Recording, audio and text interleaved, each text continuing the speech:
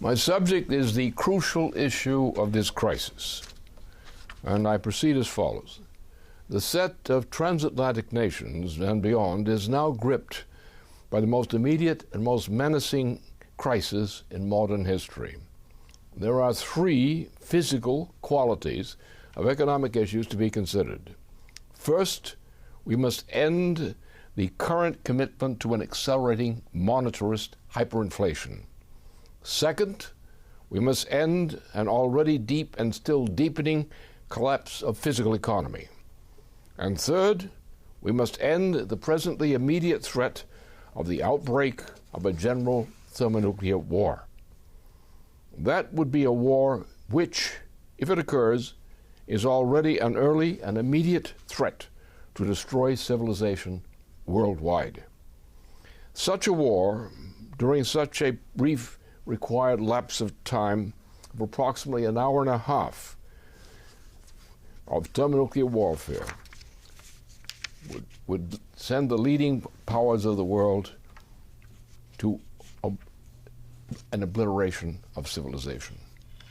These three categories of present threats to mankind are to be traced to the effects of a presently continuing and presently accelerating hyperinflationary policies of the nations of the United States and of Western and Central European regions. These present trends in North America and Europe have created a presently hopelessly accelerating hyperinflationary system. And this leads to a consideration of three conditions. There are first, therefore, three conditions which must be adopted immediately.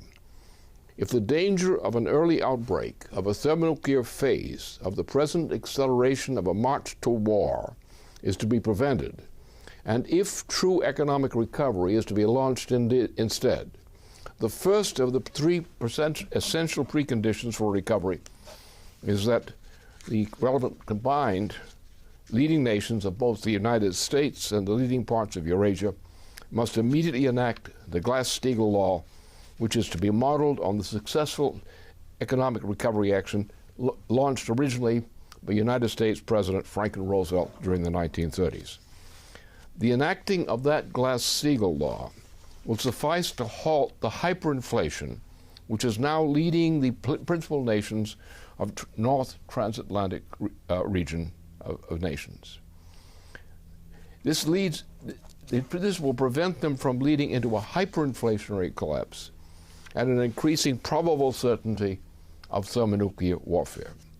Second, a recovery of the economy of the relevant nations depends upon the actual creation of a set of systems based on the principle of national credit among respective nations. This means that the future investments must be those rightly deemed physically worthy of the credit which is uttered under the authority provided by the credit systems of the respective sovereign nations. The presently accelerating rate of transatlantic-centered hyperinflation must be terminated with the appropriate full force of appropriate measures of physical reforms. Under such a reform, the composition of national funding of sovereign national economies would be composed of a combination of existing and supplementary modes of credit extension of the physical economic advances for and by the respective nation states as such. Think this through as follows. There exists presently a widespread practice which locates wealth mistakenly in money as such, or in terms of similarly fictitious assets, rather than the physically effective credit systems of the economy. Whereas any actual recovery will demand that presently hyperinflationary practices among nations must be superseded by national systems of national physical credit from both within and among those cooperating nations. Third, it must be recognized that it is the increase of physical wealth which must be made practicable by the prospective nations' extension of systems of public credit. This must be a system of credit which is duly warranted as an investment in the creation of future physically productive rather than merely nominalist forms of monetarist wealth, per capita and per square kilometer. The future wealth of nations and of the enterprises must warrant the extension of national credit within and among cooperating nations. That economic policy shall serve for both the public and private investment in the creation of that which will exist only through the means of the productive future of the nation and mankind in general. Now, as to the essential facts for mankind on this question. The essential fact which must be added to economic reforms among nations is mankind can no longer isolate itself to life on earth alone. Furthermore, the known history of the evolutionary process of all manifest imaginations, viable ones, of living species, has thus always depended upon the relative increase of the characteristic energy flux density of the existing categories of surviving living species. The fact is that mankind is a living species known to us as depending for its power to exist through the willful development of progressively higher evolutionary states of existence of leading creatures. The relative fact is that for mankind the successful future of any living species depends absolutely on perpetual and accelerating increases in the energy flux density per capita, as this is expressed by the progress of the human species to higher levels of energy flux density. Mankind is the only known species whose existence is defined by the controlled use of fire. Mankind's prospect of a continued existence depends hereafter on progressing beyond the limits of mere sense perception to increasing power to command mankind's growing, willful role within regions beyond Earth and Mars, to other planets in the solar system and beyond. Any contrary policy would promise to lead our human species implicitly through the hazards of asteroids and comets toward the prospective human species extinction. Now, there are certain economic trends to be considered. In the meantime, during the period since the launching of the worse than useless U.S. war in Indochina, a war which was launched by means of the assassination of U.S. President John F. Kennedy, even despite the progress which had been embodied in President John F. Kennedy's launching of the famous space program of the USA.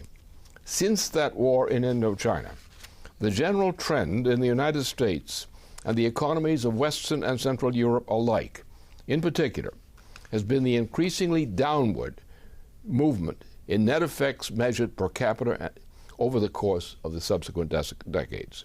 The loss of physical economic potential by formerly leading nations has been accelerating in terms of loss of actively productive skills, as measured in crucial terms of what is known as energy flux density over the entire span since the assassination of President John F. Kennedy.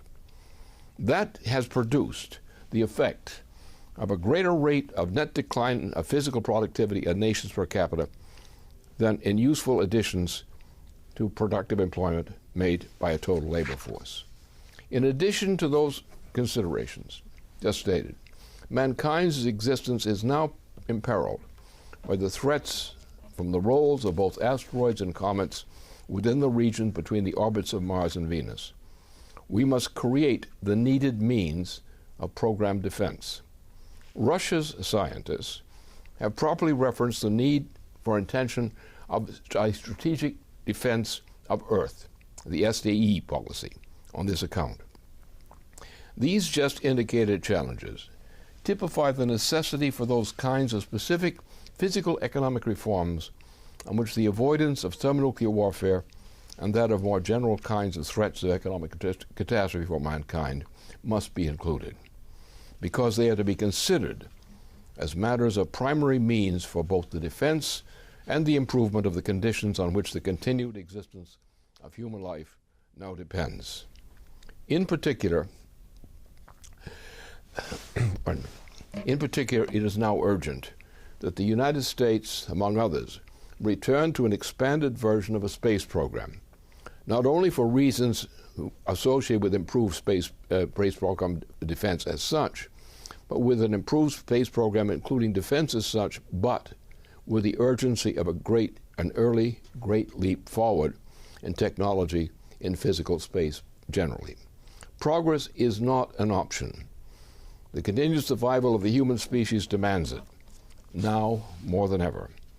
In conclusion, our policy must be as follows. Science is no longer to be limited to operations within the bounds of sense perception. We must enter that higher domain of physical principles, which exist only beyond the reach of mere sense perception, and thus into the true domain of the human mind, into the domain of the discovery of true principles as such, those which reign beyond the reach of mere sense perception. We must now enter, as Bernhard Riemann had emphasized in the closing sentence of his habilitation dissertation, into the inclusive quality of the domain of mind as proposed by the collaboration on that specific subject of an all-inclusive physical conception of mind, which had been implied in the pioneering collaboration between Max Planck and Wolfgang Köhler. Thank you.